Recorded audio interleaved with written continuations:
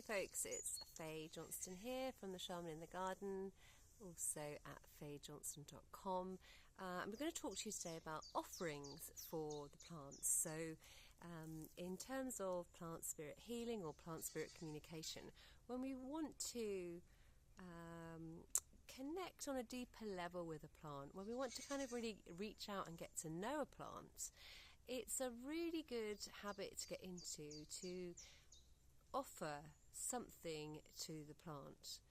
And we do this really as a way of signalling to the natural world our intention and also our respect, because when we're working with the natural world, we're really honouring the symbiotic and sacred relationship that we are in with the plants. And it's almost a little bit like an offering can be also seen as almost like a prepayment for, the kind of service, if you like, and the connection that you're hoping for from the plant world. So there are so many different ways that we can do this, and I talk about them in my book. So this is my first book, is Plants That Speak, Souls That Sing, Transform Your Life with the Spirit of the Plants. You can, on my website, download a free chapter, and also there's a plant spirit connection checklist there, which will get you started. And also you can get the book in all the usual places, and there is actually an audible version as well, which is great because it talks you through all the meditations. So I'm going to read you through from the book, because I do talk about it in the book. And we have to there's two ways really. We can offer something, a gift, we can leave a little something, or we can simply beam our love, help the plant in some way, or we can do an action which is, if you like, fitting with the care and consideration that we show for the environment. So there are many different things that we can do. We don't always have to leave something. You often see me teaching. I'm wearing this little soft skin. It's a deer skin pouch actually, and I wear it around my neck. And I made it many years ago with a Mi'kmaq lady called Judy, when I used to live in Nova Scotia, and we were foraging together. We were doing herbal medicine. I was participating in some of her herbal medicine workshops to learn about the First Nation herbs, and we made these together. So it's very, very sacred to me, this little pouch. And inside I might have things like seeds, I might put petals, I might have sacred ash or crystals or pebbles that I've picked up.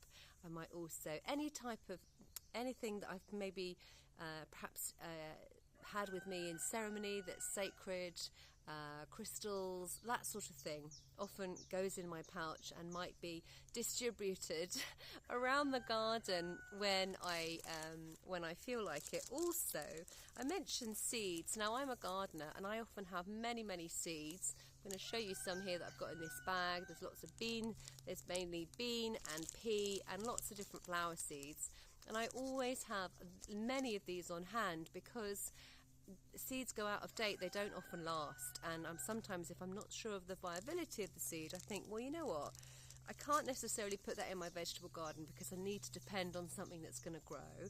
However, it makes a lovely offering for my garden.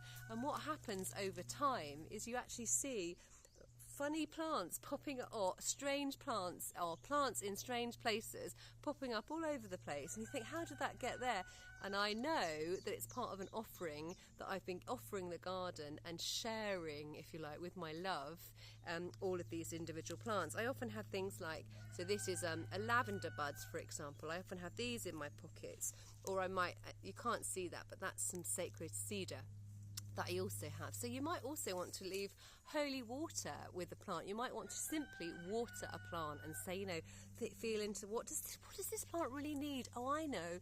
Perhaps it needs a bit of a tidy up. It needs a bit of a prune. Perhaps I need to actually weed around the area and tidy up the plants a bit so that each of the plants can breathe and it's not feeling crowded. Sometimes even when we're connecting with a plant, we might even feel that it needs to be moved, or that it needs something else from us. So just tune into perhaps what the plant needs. The simplest thing is to offer a plant some water. Even simpler still is to really offer your appreciation and love to a plant. Tell the plant how beautiful it is. Tell the plant how pleased you are that it's growing in your garden or in your park or wherever you happen to be.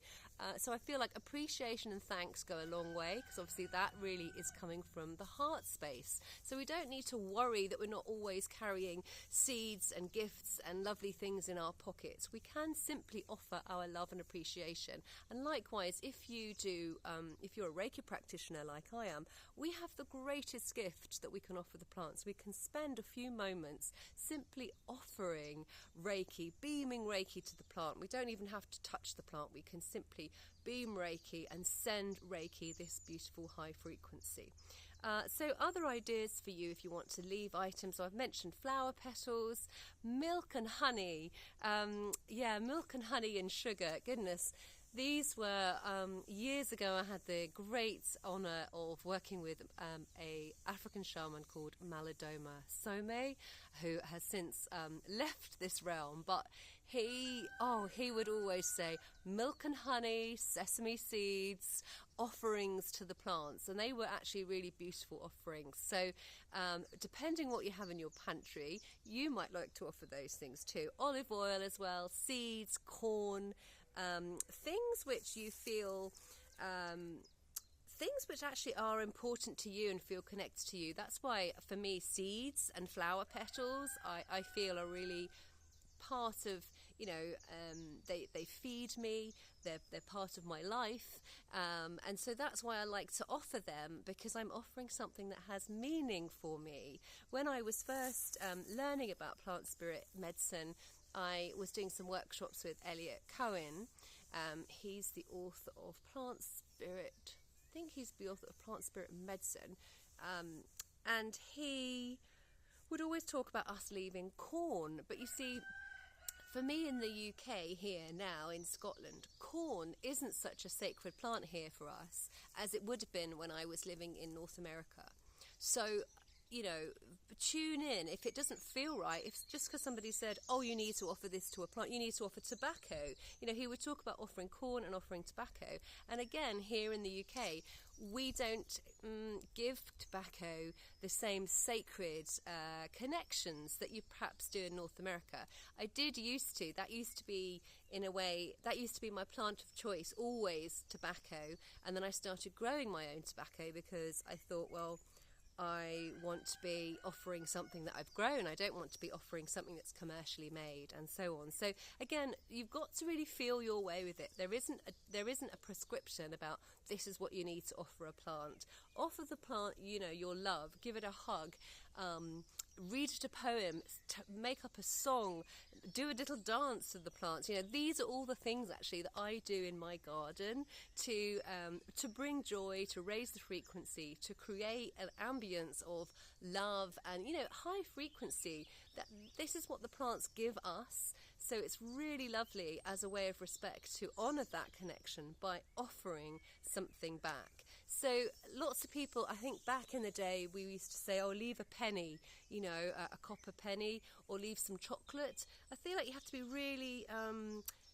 really careful with making offerings like this, because we've got lots of animals and creatures that don't want to be eating bits of chocolate or sugar, and you've also got again with the pennies you're leaving copper, which again might really affect the environment that you're leaving. So it's nice to not leave anything which is not natural to that area, which is not going to disrupt the ecosystem of the area. And like I said, if you don't have anything at all, leave a prayer, leave love, leave a hug, and leave your appreciation. And the same goes really for whether we're offering to the plant kingdom or whether we're offering to the fairy realms and the nature beings. It's a really wonderful practice to start getting in the habit of doing, particularly if you really want to make deeper connections with the natural world and the elements and the plants and all the lovely, beings in the unseen realm that support us on our paths, or really are available to support us once we start to broaden our awareness and bring them into our hearts. So I hope that's really helped you. Please join the community at the Shaman in the Garden on my Substack, where you'll get updated and invited to monthly online events. And you can also find out about my offerings and courses at fayejohnston.com. So take care, everybody. Enjoy your gardens. Bye.